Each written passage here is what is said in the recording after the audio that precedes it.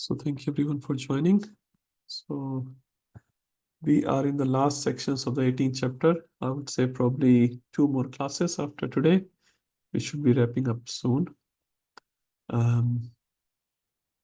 If someone wants to do the questionnaire of each chapters of question, we have 6 chapters. We can do it probably next week or next week.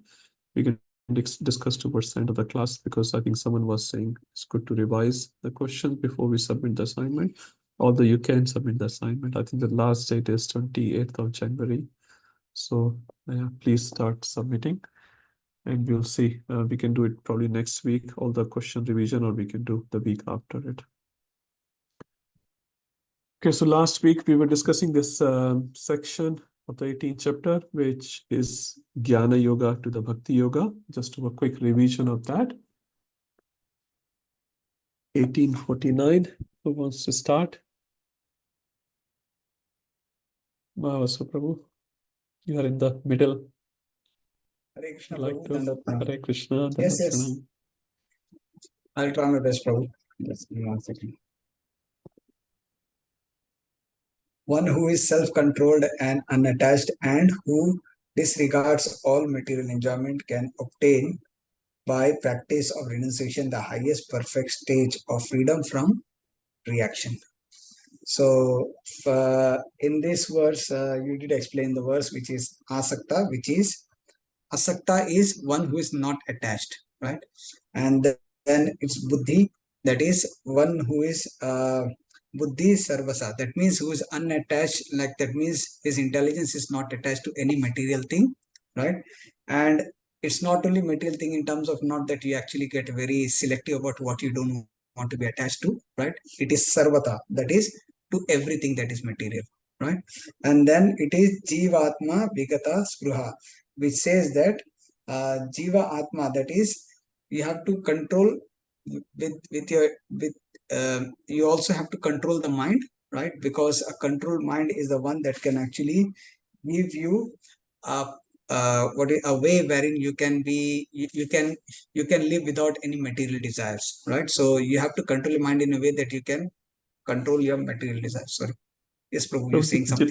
Sorry, it's Jitatma, not Jivatma. Sorry. Jitatma. Sorry, my mistake. Yes. Jitatma. That's okay. Right? That is controlling the mind. Okay. And it is Vigata Spruha, that is without any material desires. Right. So the mind should not crave for any material desires. Right. You should control your mind on that. That's one. And then Naishkarmya Siddhim. Jitatma, we can break into 2 words. Jita and Atma. So Atma refers to mind, and Jita means Jitna. To conquer your mind. Yeah, so we can just divide the words. Yes, please continue. And then Naishkarmyam Siddhim. Naishkarmyam means the work that does not cause any reaction, right? That is, you do bhakti, right? Or you, obviously, bhakti is the one that is like you do the service in such a way that you don't, like you do service to Krishna, with which Krishna takes away all the reactions, right? That is there. But here it is all about the Jnana Yoga. That means you did mention something which I forgot. Sorry. Naishkarma means that means there is no reaction to the work. That much I know. Yes. Siddhi means you actually take perfection of it, and param. That means when you actually do that, then you actually qualify to understand the param, that is the supreme, right? And so then sannyasa. Paramam Siddhim, Prabhu, you can say. So Siddhi is perfection. Paramam Siddhi means supreme perfection. Supreme perfection. Supreme perfection in what? In Naishya Karma. Naishyakarma. Like the work which does not produce reaction, as you said. So in that you want to attain the success. How do you attain the success? That's the last line. That is sannyasa adi gacchati. Sannyasena adi gacchati. By renunciation, by taking up the renounced order of life, one can attain it. Yeah. So by practice of renunciation, the highest perfect stage of freedom from reaction can be achieved. If you have these 3 qualities, Asakta Buddhi, Chitatma, and Vigat Vispraha. Thank you, Prabhuji. Very nice. Very nicely explained. Yeah. Thank you. Sorry. Next one, 1850. I'll leave that one. So Krishna is just saying, I'm going to explain to you, and this is the verse which he explains. Maybe some Someone can do the first verse, 51st verse. Anyone? Okay, if no one comes, I have to say, Rupam Prabhu, would you like to do first one? You can do one, and some of the devotees can do one. Okay. So in the previous verse, so so so I can show you. so we are in the Gyan Yoga section, and from this verse onwards, the qualities of a Gyani is discussed. So just like we discussed from 1841, 42, 43 about the four varnas, this is very much focused towards the characteristics or qualities of those who are in the Brahman platform. So the first one is Who Buddhi. wants to go to Brahman platform? Who wants Who to go to wants to Brahman? go? Yeah. Yeah.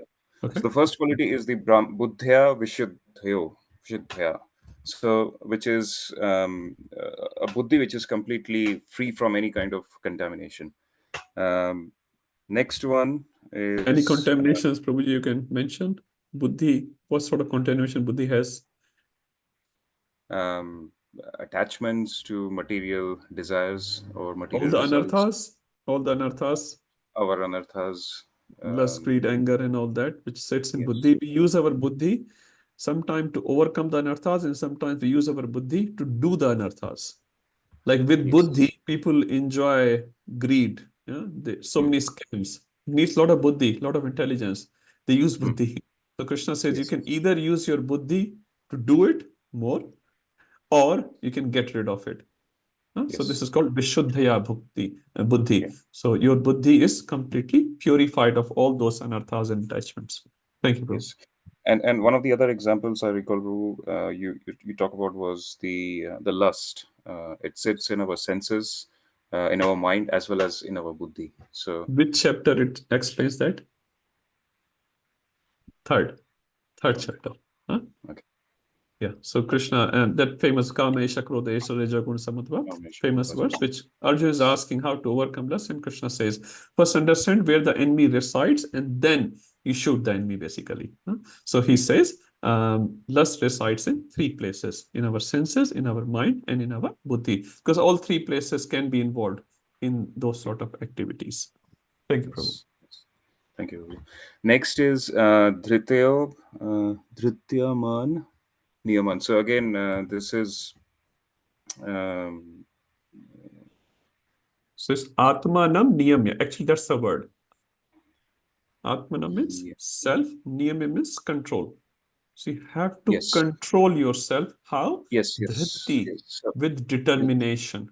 with germination, yeah. So Huh? the first one is cleaning or keeping your buddhi out of any sort of contamination, and second one is having that determination that you maintain that cleanliness Yes. moving forward. Thank you. So as Yes. even if you are in I mean, are uh, we are always exposed to similar sort of situations where your buddhi can be contaminated, and this is where the second point comes into picture, is that you control yourself, you with determination, that you don't get into or maintain a jnani mode. Yeah. And here Prabhupada also writes, Atmanam refers to mind. So first talks about buddhi, then mind. And obviously that includes the senses. Those senses are below mind. So Prabhupada writes, being purified by his intelligence and controlling the mind with determination. So that's the second line. Okay, Yes. third one. Third is Shabdan Vishyams Tyaktva. So um, uh, this is to do with, I think, the sense objects Yep. and the, correct me on this, the habit of listening good things about yourself, or Shabd is something which we discussed. I don't recall completely, Yeah. but So um, Shabda is a Vishay for an Indriya called Karna. So Karna, like ear.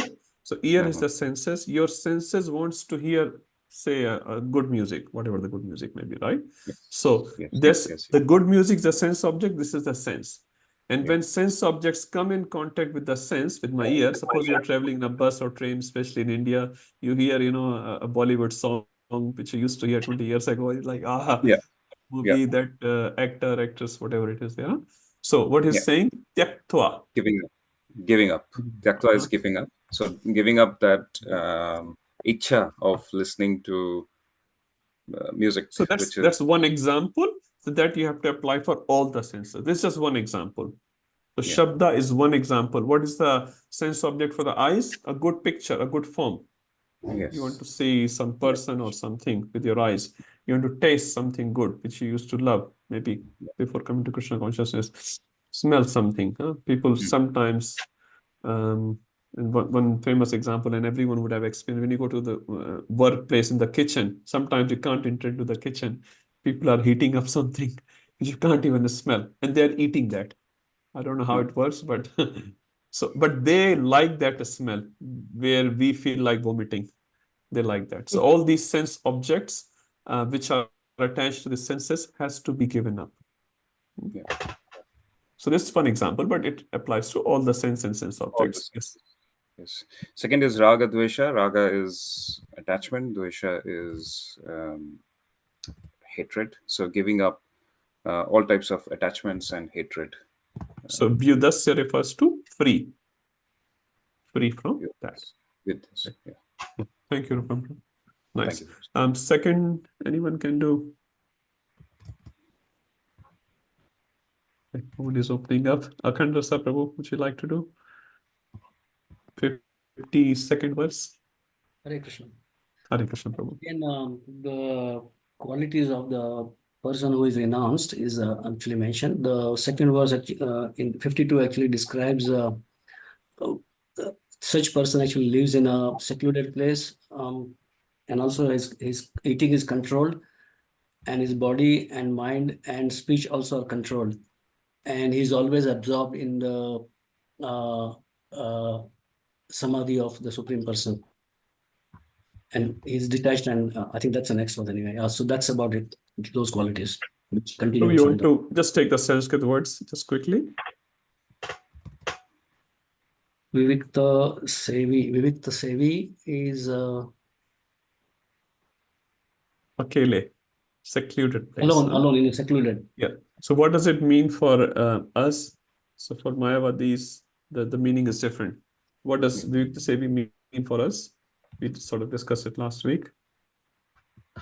For the materialists, it means that they want to remain in a solitary place. But whereas for the devotees, it means that they always associate with the devotees and only associate whatever is required with the materialist, with a detached mind. So for the devotees, it means being in devotee association. Yep, and secluded from material association. Material. So Vivek Sevi for us. So as we were discussing, I think the last class or last class, we are taking the principles which are useful for us. So although these characteristics for Jnani Yogi, but we can take the principles, whatever is helpful for us to make us better Krishna conscious person. Lagvashi. So Ashi refers to Ashnami. Ashnami, eat, Eat, consume. Control and eating. Lagva means Small. Lagu. Lagu and Dir, there are two Sanskrit words. So Lagu. So Alpahari. And Krishna also talks about that in the 6th chapter. Yuktahar viharasya yukta chesasya karmasu. Yukta sapnava bodhasya yoga bhati dukha. Okay. Yat vak kaya manasah, sorry. Controlling speech, controls the speech and the mind. So vak refers to And Vani, speech, kaya, body, and body, manasa is mind. mind. Okay. And the next one is Dhyana Yoga. Para, he's fully absorbed in the trance in the meditation of Supreme. Yep. Yep.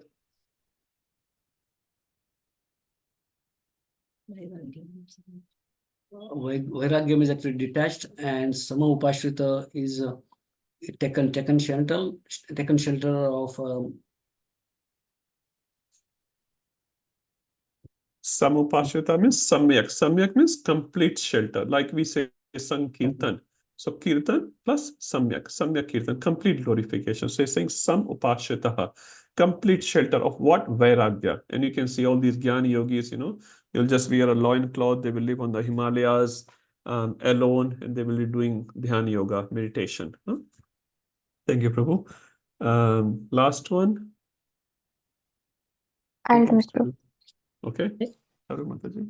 Oh, has someone else volunteered? They can do it. Anyone is okay. Madhuri, did you want to? That's okay. You carry on, Mataji, no problem. So ultimately, when one practices everything that was explained in the previous two verses, he comes to the Brahma Bhuyaya Kalpate platform. And here Krishna says that if one were to ahankara, balam and darpam, these three words are used here. It says ahankara refers to arrogance, and balam means reliance on one's own abilities and strengths, and darpam refers to, darpa is arrogance, right, Prabhu? Ahankara is also arrogance, and darpa is also arrogance. Both arrogance. What's the difference? What's the meaning of darpa? We have discussed it. Dambha, darpa, abhiman. So abhiman is you have and then you Pride. show. Darpa is you don't have, still you show. Sometimes you don't have the money, but you show I'm a very rich person. You don't know much local, you still show I'm a very knowledgeable person. So basically, they're both meaning the same thing, but when you have it, once you don't have it. Okay. So you have ahankar of your bala, of your strength. Yeah, and Krishna says here that if one is over dependent on one's own strength, then but doesn't depend on the Lord's strength, then that also creates a problem. Then the second line, kamam krodham parigraham. So kama and krodha, we've discussed this earlier in many chapters. So what it refers to is that if I hanker for something, and if I don't get it, then I destroy that as well, so no one else can enjoy it. And parigraha means possessiveness. So aparigraha means not being possessive. And so Krishna here is talking about just being detached, giving up everything. And in the next line, so Krishna says, if one gives up the possessive mentality, vimuchya nirmaha santo, one gives up this possessive mentality without nirmaha means without proprietorship. Nirmama means so not mine. Not mine, without proprietorship. Then one becomes shanto. So one becomes very peaceful. And then he attains the Brahma Bhuyaya Kalpate platform.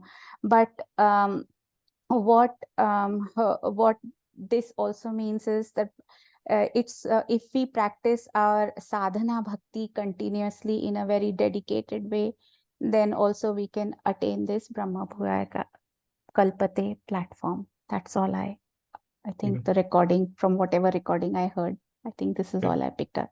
Yeah. Thank you, Mata. Thank you. Let's go to the next verse, which is the second last verse of this section, 1854. Who wants to do this? I can do it, Prabhu. I think you have already done it, Prabhu. Okay. Let's someone else do it. Okay. Can I try, Prabhu? Mataji. Yes, Mataji. Yeah. It's a very, very famous verse. Yeah. So this is again, further progression is when from Brahma Bhutaya Kalpate, from there it is Brahma Bhuta Prasannatma, like when one, and then they are situated and then they become in a fully joyful Prasannatma. They will be in a very Prasanna is joyful.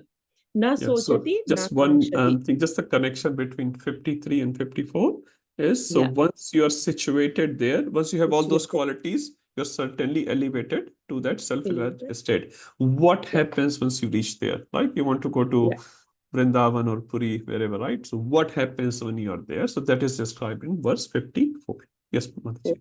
So that is this is further maturity of the previous one. So at that time, what happens is they are situated in a very joyful mood, And then So na what does this sochati, joyful mood means? Sorry, can you expand on that? prasanna is like at peace, At peace always means, in bliss. but I'm No, watching no, India-Pakistan match. India wins the match and I'm in bliss. Is it the same bliss this verse is talking about? Sorry, to give no. mundane example. It's a transcendental bliss. Little more. Uh, Sorry, we discussed uh, about it last week. There are different types of blisses. Which bliss we are talking here? Is Prasannatma, is it? Brahmananda, Brahmananda. full realized. Brahmananda. Thank you, Mata. Brahmananda. Brahmananda. Before Brahmananda, what are the blisses we discussed last week? Two more blisses. Jivananda, Devananda, Jivan. Brahmananda, and What is Jivananda? There's no Jivananda Prabhu here. Jivananda is when one experiences the pleasures by engaging in materialistic activities.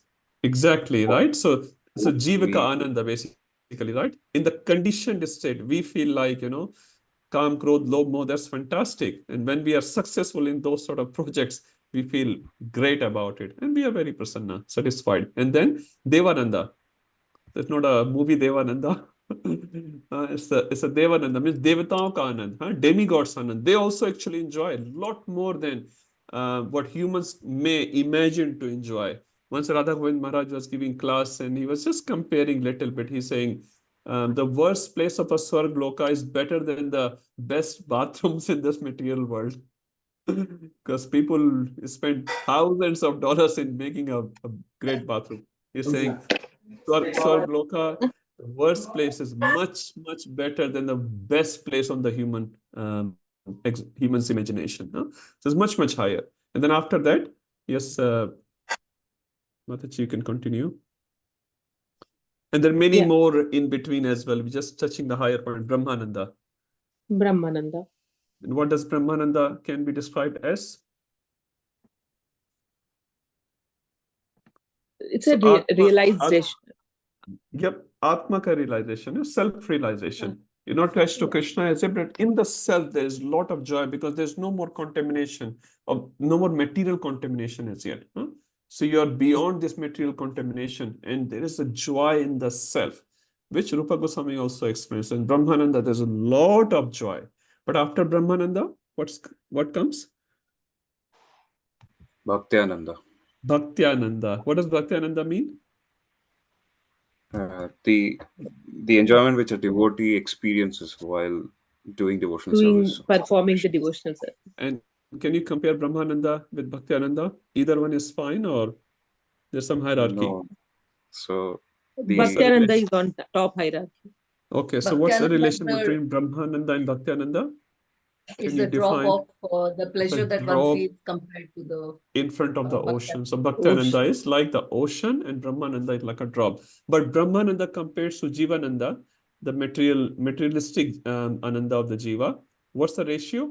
Drop in the ocean again. So if you compare the best Ananda of this material world, it's like a drop of Ananda. And Brahmananda in front of that will be like an oceanic Ananda.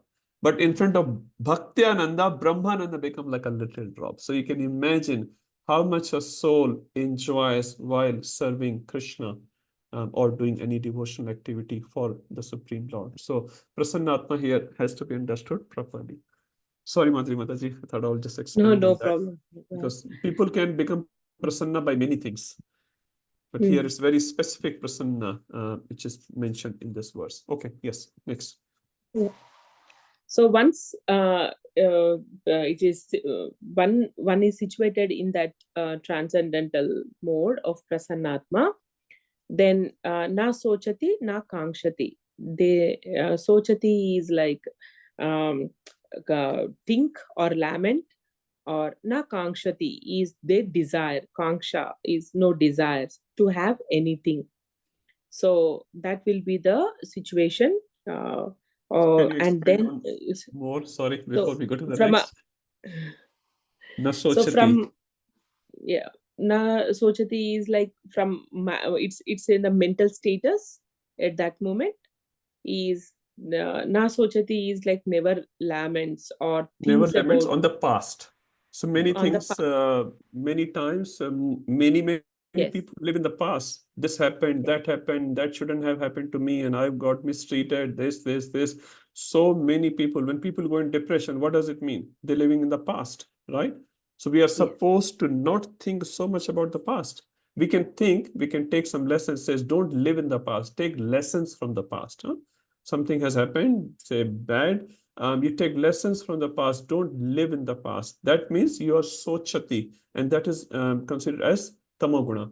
It says demigods are primarily meant to live in bhoga, and humans are primarily meant to live in socha. Socha means lamentation. So you see, in this material world currently, so many people just sochati, especially you go to India and all the elderly people, they are doing all the lamentation of their whole life, this happened, that happened, and they can discuss hours and hours and hours what happened in 1960 and 65 and all that. Na sochati. So the person living on that Brahman platform, na sochati, have no lamentation, because he realizes he wasn't the body, and whatever was done, good or bad, was done to the body. Sochati also refers to not only our negative experiences, but also to our positive experiences. I was IAS or I was Lieutenant General and 10,000 people was working under me, and that enjoying experience is gone. Now I'm an old man. No one likes to talk to me.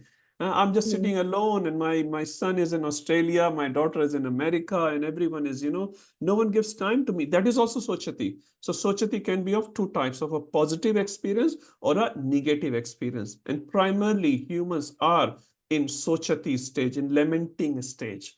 So person has to come out. Kangshati. What does kangshati mean? Desiring. Okay, so literal meaning. Fine. Desiring for the future. This is about For the future. Future, I will have 5 investment properties, and I'll become the CEO of Vodafone, and I will have 10 managers under me, and blah blah blah. And people live either in the past or in the future. No one, hardly anyone, lives in the present, and that's why constantly we are told by our acharyas, live in the present. This is all you have. Past is past. Future you have not seen. Will it come or not? After 10 years, who has seen after 10 minutes what will happen? So no sachati, no kangshati. Yes, we can make some plans, some practical plans. Prabhupada also made plans. I need to go to America. I need to get visa. I need to get ticket, and I need to have, some arrangements. Someone has to sponsor me. But he was not over relying on his personal plans. So we all have to have some plans for the future, but not over reliance. That is called kangshati. Some people constantly in kangshati, future. Why people only live in past or in future? Anyone can answer that? Why not in present? You can give me some examples. It's very important for devotees, actually, why I'm spending time here, because we also come under these influences, and me as well. I'm not saying I'm excluded. I'm also, but by talking about it, we can all try. Because Why of our we mind, live... Prabhu. Sorry? Our mind. Mind, yeah, but why? Why we mostly live in the past or in future, not in present? Why does that happen? When you start chanting, either you're thinking about yesterday or tomorrow. Chanting, listen, holy name, so difficult. Although it's so easy, but so difficult. Manmohan Prabhu. It's controlling the senses, unable to control the senses or satisfying the senses. But why? Fear of the unknown. Fear of the unknown. That's for tomorrow, yes. But lamentation for the things that we had in the past. Yes. And yes, then, so that's correct, Prabhuji. My question is why we are constantly living in past or in future? Why not? False ego, Prabhu. It's because of false ego. False ego. Okay. More? Just thinking that we can change things ourselves. We are controlling things. We can control the future by changing things. Yep. So, yes, and no, I mean, don't have trust on Krishna. Like, we don't have trust on Krishna. That's very nice. And on ourselves as well. It says sorry, Rupam Prabhu, you're saying something? Yes. No, after you, Prabhu. Because our present is not exciting enough. Our present is not exciting enough. Past wasn't exciting. That's why we are lamenting. And future, we want to make it exciting. But suppose you're watching India-Pakistan match. Suppose last over, 6 balls remaining and maybe 10 runs Pakistan have to make or something like that. Will you do Sachati or Kankshati? No, you will be fully living in present. You're fully, this is very exciting. I don't know any bowler's name, Sachin Tendulkar is no, but suppose him. Sachin is bowling and whoever is batting, like, arey, abhi chhakka marega kya?